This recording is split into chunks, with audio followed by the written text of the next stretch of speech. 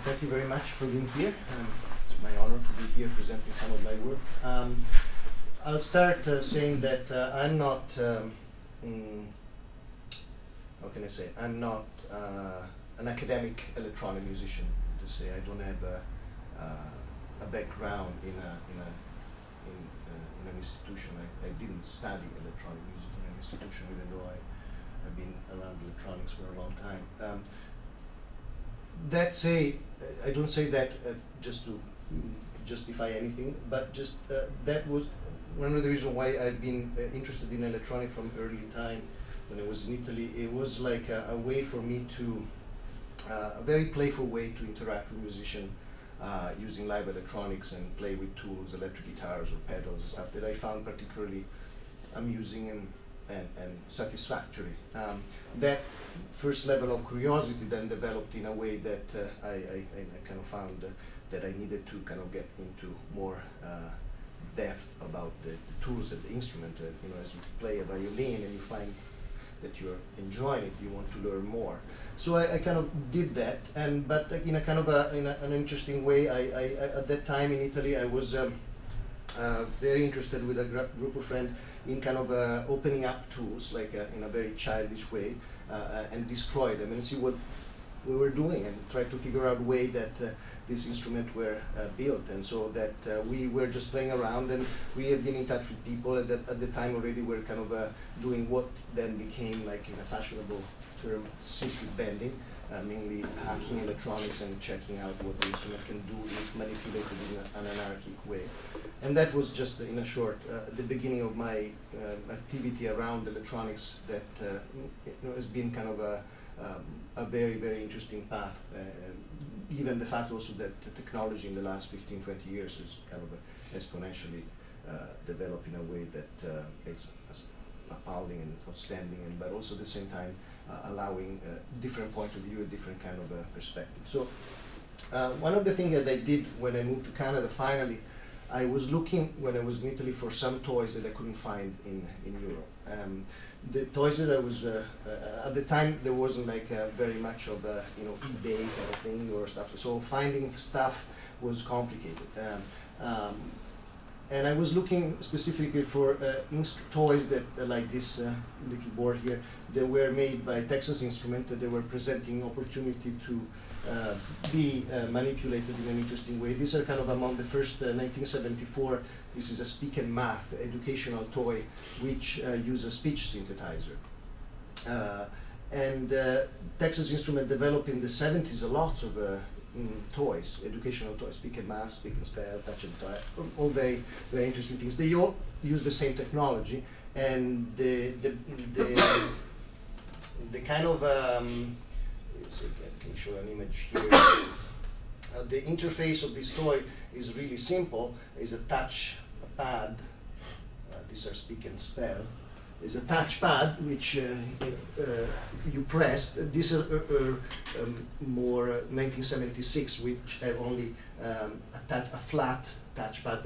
The original Speak and Spell have a bottom touchpad, which are difficult to find nowadays. But so I finally get in town, and I just very excited about the number of thrift shop and Salvation Army thing, and so I went visit them all, and I found a lot of these instruments at that time. Talking about 13 years ago, something like that, 14 years ago. At that time, you could find lots of those toys. For 50 cents, you could bring home 4 of them. Now, if you go on eBay and you hardly find one, actually, people sell the circuit bend one for like $150 or something. So anyway, I acquired a lot of them. I think I bought about something like 30 of them in a few years.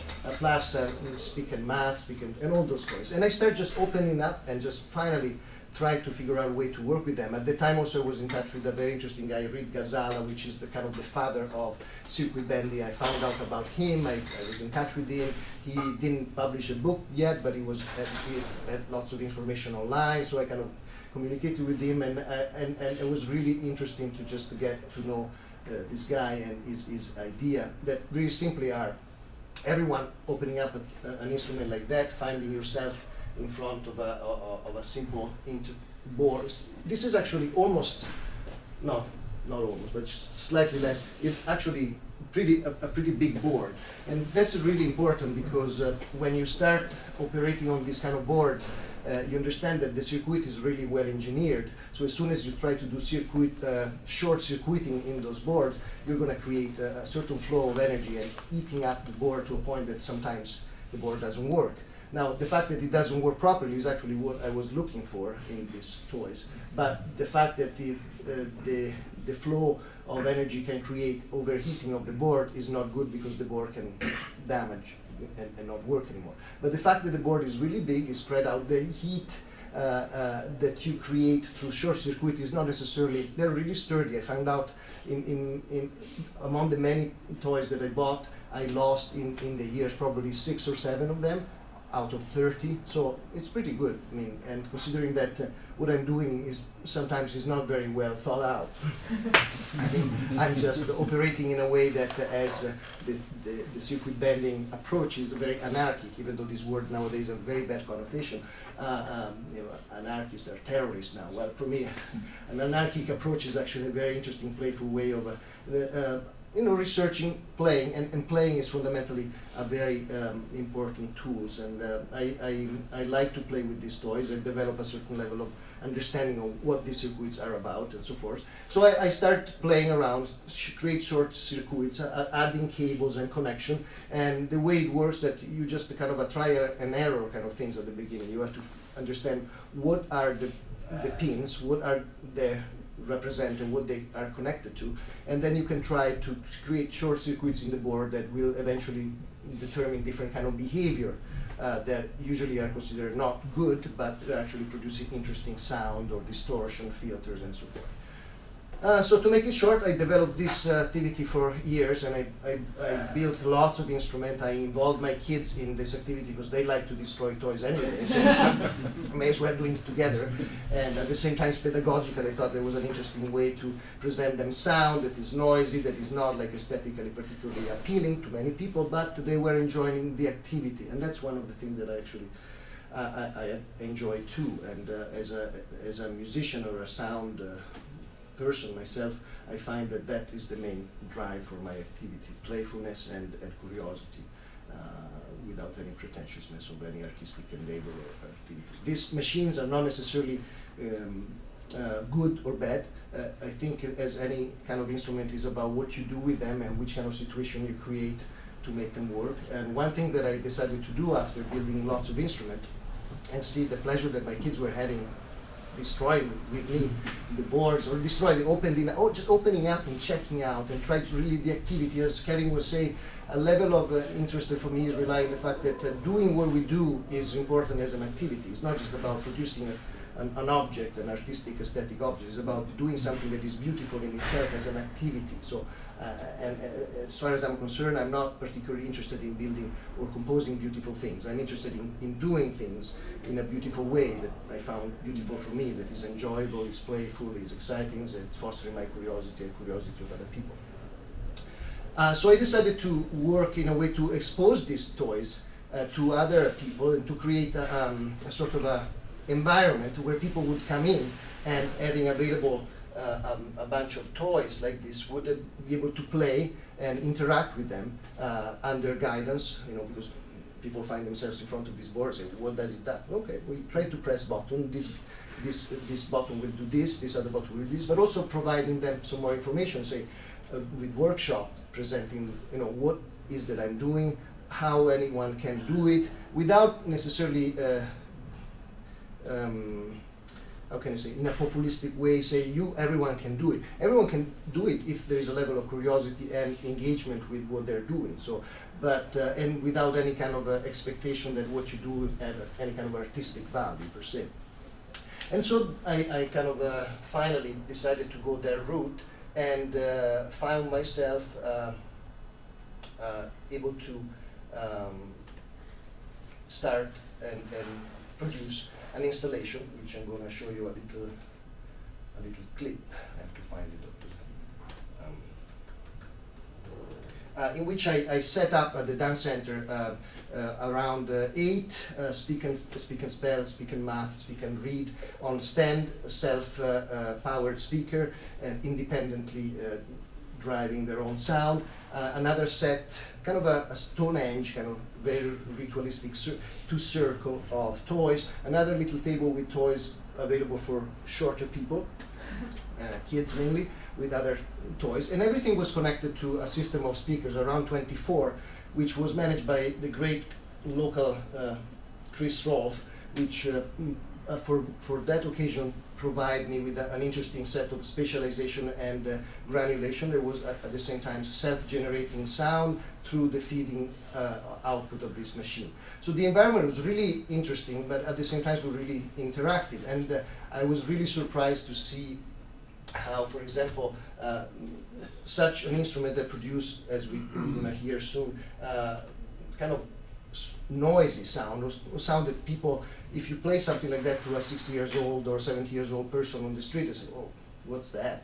Or say, but put them in an environment in which the sound is produced by them and there is a certain level of interaction and engagement and distribution. I noticed, surprisingly, that lots of people were actually enjoying themselves in that environment, no matter what the sound was the activity of being engaged with this environment that was creating a certain level of excitement. Again, that's confirmed my theory that it's not necessarily about what the quality of the material that you're using, but what you can do with that. So providing that space was really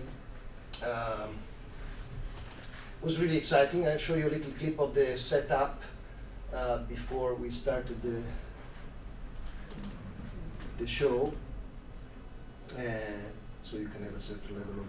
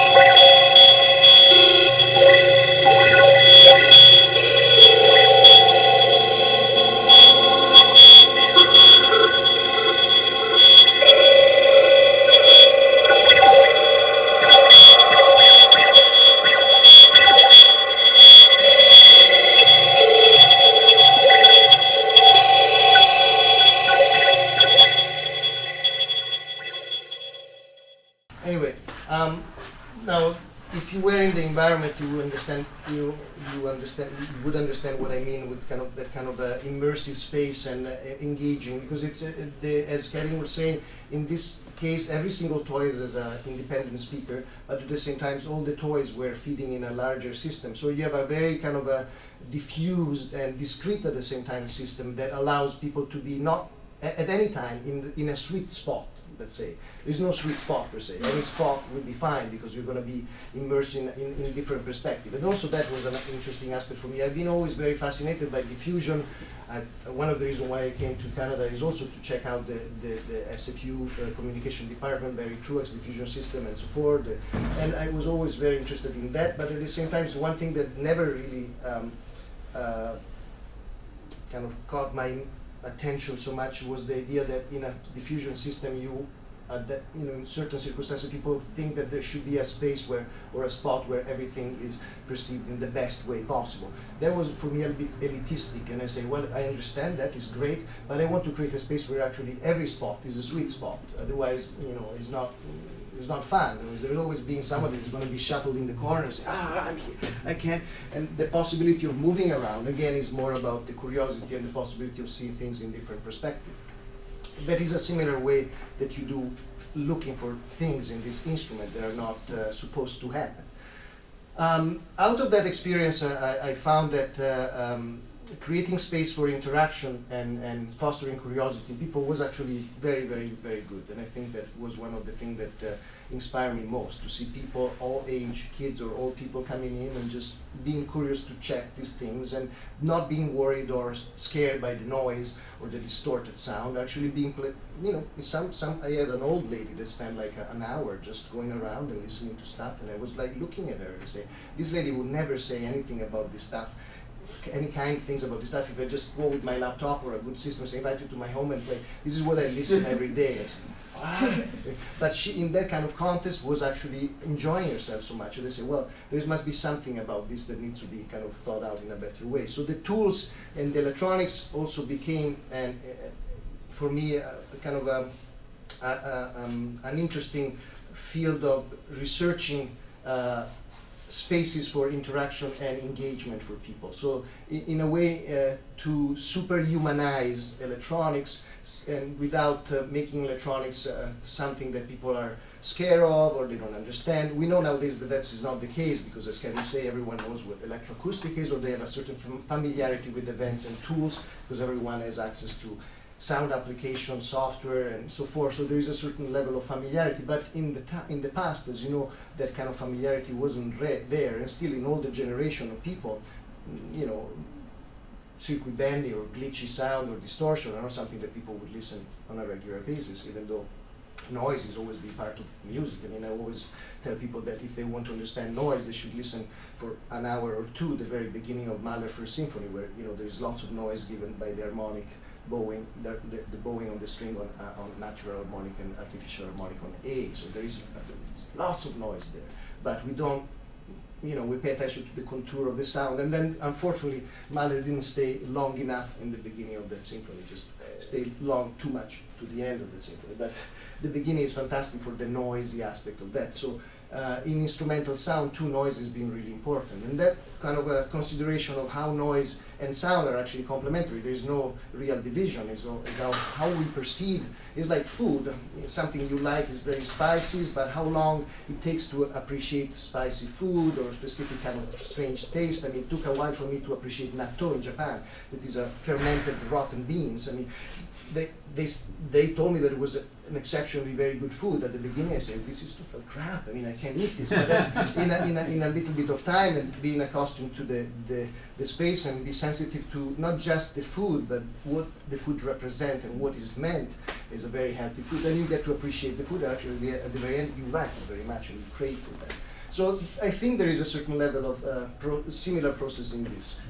Now to go in another direction, sorry, I'm a bit kind of a gypsy guy in that regard. I don't have a specific agenda in that. But I wanted to show you this because it's been one of my main interests in the last year, even though then I developed something around that. And I was really interested to see, for example, at that time I was using some visual as a complement to a space, mainly like decoration, trying to enhance the space, but there wasn't any relationship between what I was presenting as sound and what I was presenting as visual.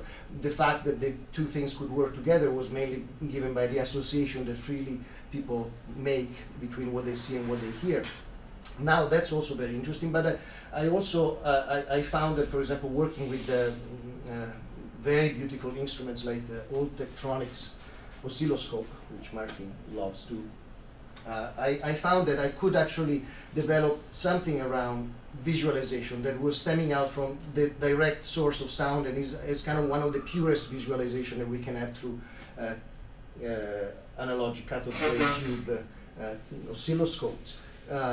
Years ago, I had a small oscilloscope which I loved very much, but it was a very simple oscilloscope which didn't have the XY possibility of displaying a waveform in an XY form, kind of in a kind of a ever-present transformation of the wave. If you think on oscilloscope, you think something that developed linearly, like the waves, the same sine waves, square waves, or various combination of them in a linear scrolling. While the oscilloscope that I was looking for was something where the wave is seen as a sort of a three-dimensional object in an XY axis. 7 years ago, I found in Syria an old engineer. By chance, I found a link to his eBay site, and I noticed that he was in Surrey. I phoned him up, and this guy had a collection of like about 50 Tektronix oscilloscopes, which he loved them, and he just keep them in his room and sell them once in a while to people like him that like the oscilloscope and the engineering, the technology. And I say, can I come? And I say, sure, come. So I went with some of my audio files, and can I plug it in? Sure. And so I plug it in, and I love them right away. I say, I want one of them. So now I have 4. Because they're really beautiful, but also they're old, and they're not necessarily lasting forever. They're all but very delicate instruments, but they're fantastic, and they're like it's like for a guitar player having a beautiful old Fender amplifier, because the sound is beautiful and warm. Oscilloscope like that are the same, just they're beautiful images, beautiful quality, the analogic images, and so forth. Plus, I was finally able to kind of work in a way that was different from the time that I was before. When I was writing music, I was always trying to kind of project imagination and images, or abstract images, or imaginary plots on paper through scoring. Now I found that actually could sculpt sound to obtain some visual quality out of specific sound that were not necessarily so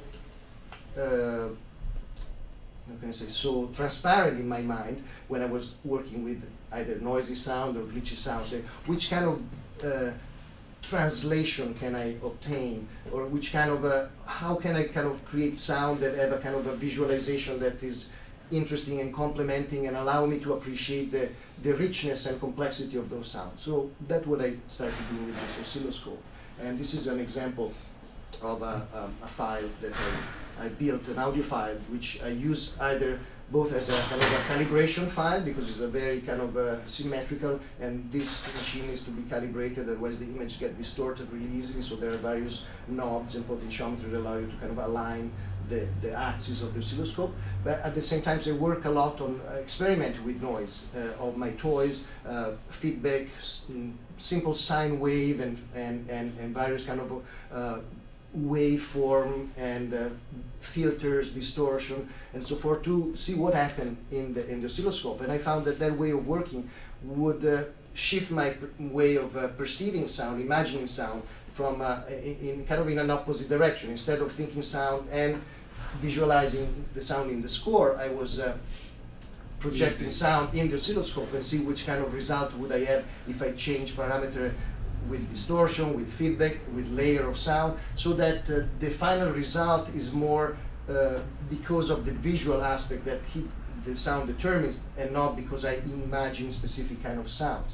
I don't know if I explained that in a coherent way, but just I think seeing this will explain what I mean. So hopefully.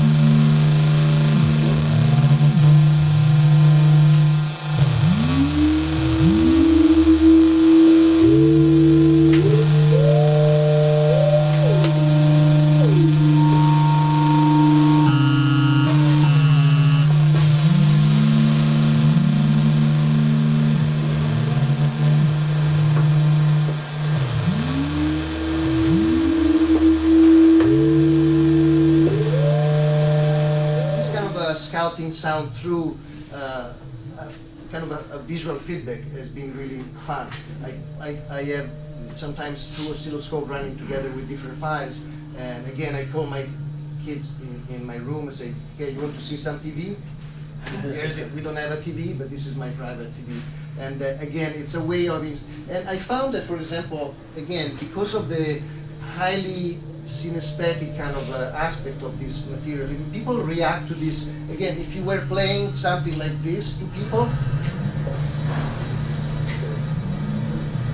that is actually true. I mean, there's nothing really special in it, but the fact that we can see what, in a way, a possible translation. It's not that I'm saying that this is the true translation of what it is, but it's definitely an approximation of the parameters that are involved in the sound that I use, that kind of create a certain level of synchronicity in the perception of what it is. And people get really, you know, I did, I mean, once I had the opportunity to play a beautiful hang, you know, this beautiful metal instrument percussion. There are really pure tones, beautiful sound.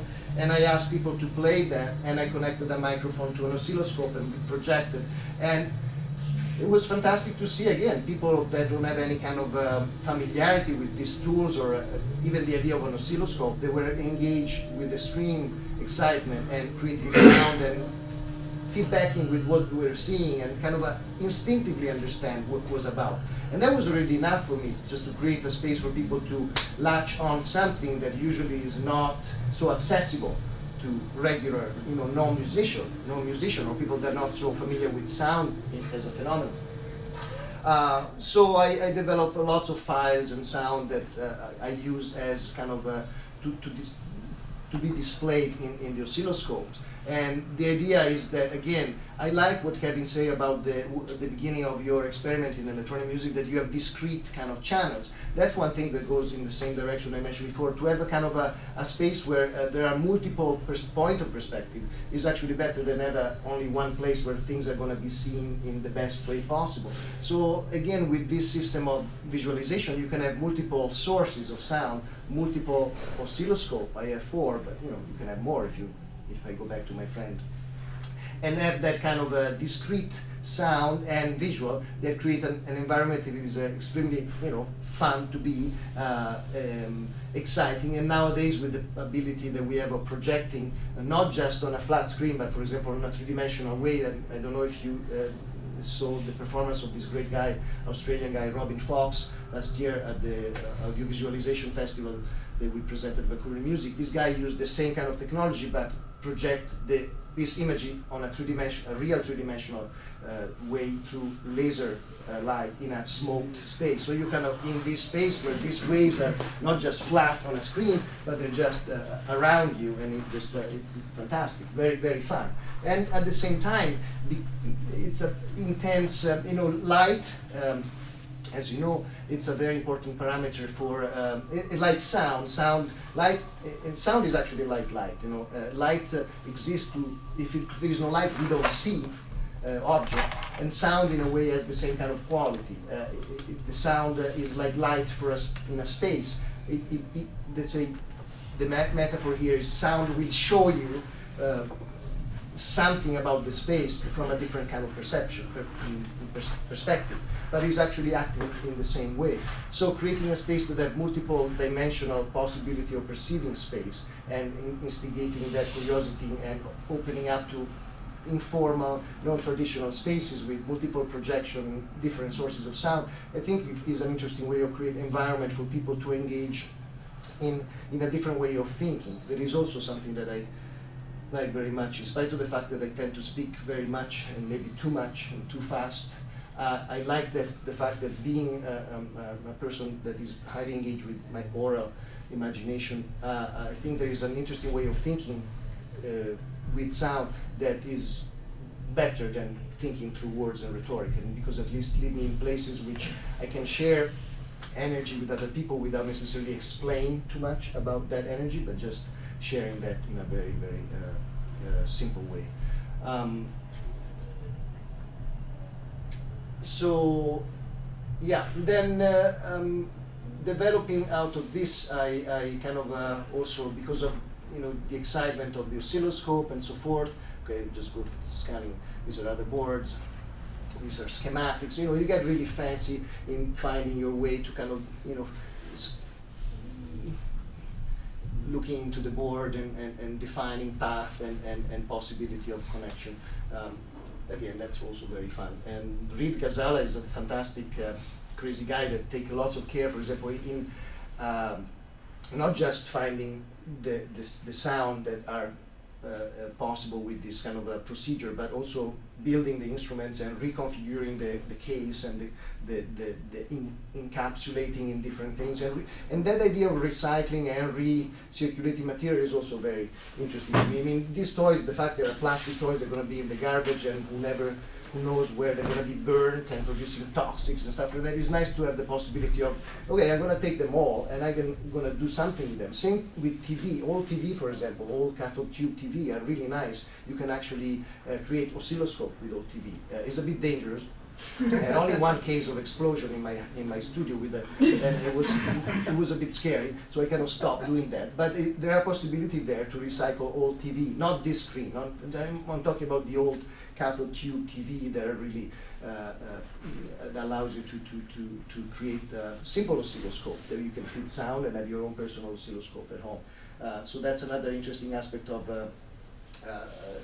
recycling and repurposing that I like.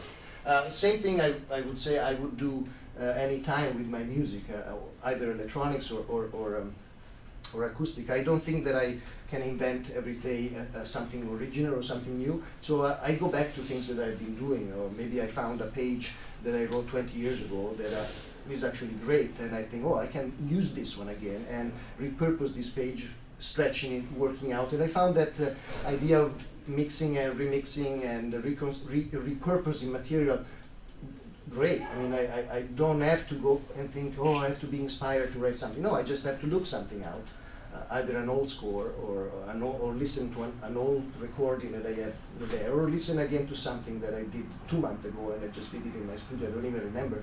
And I found a way to kind of work out a recycling procedure that are not necessarily producing again anything particularly astounding, but enough for me to be happy doing it. And that's what I think that if I'm a happy person, I can be happy with that, everyone else, including my family. So I told my kids, you need your dad to be happy, so you need me to leave me alone like 3-4 hours in the night to play with my toys, and then you can come and play with me. But if I can't do that, then I'm going to be grumpy and so on.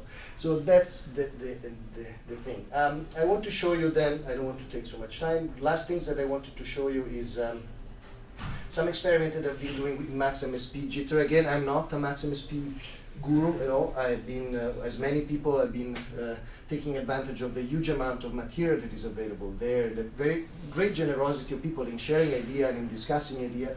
So I've been learning to use the software. At the same time, I was interested in a way to use the software in a way that wasn't necessarily the right way to do it.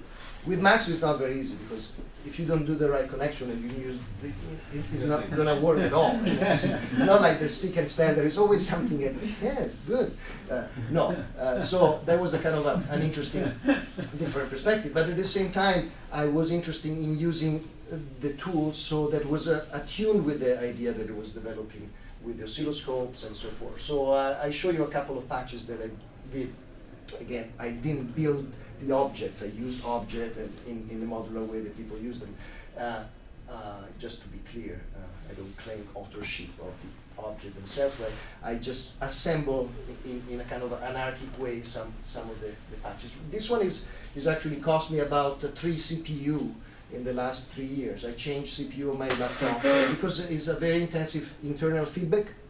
And now I have a little application that allow me to run my fan to like 7,000 RPM, which is not great, I guess, for the computer, but at least keep the temperature down to 80 instead of going to 110, which I don't like very much. And but again, I'm going to show you. So in this case, you see this little matrix here. That's what actually it's happening. It's kind of a feedback. Internal, there is no video input.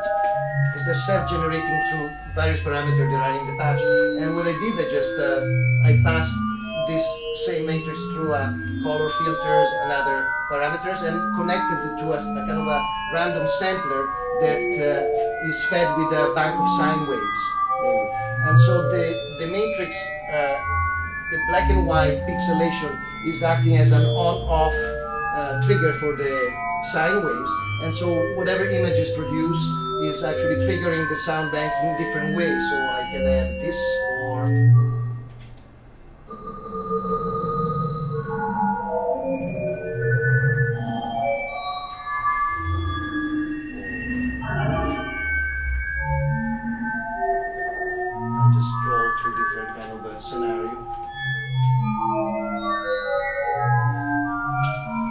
like sine wave very much, so but you would be able, with this kind of patch, I could also feed any kind of sample, then will be treated and triggered in different way through the same parameters that are stretching, transposition, different kind of filtering. But I like the simple sine wave approach to that, just because they are, what I say is not, this is not necessarily, again, anything artistic. It's just an experiment to work in a playful way with the sound, images, and feedback in a different kind of environment. It is a software-based environment. It is Maximus Picture. You could use this one as a sort of kind of a visual ambient of any kind, but I really have fun just doing these things and just put them into place. Okay. Yeah. I should interrupt you. Yeah, absolutely. You will have. As I said, I talk too much. You have to do that. Well, thank you very much. It's very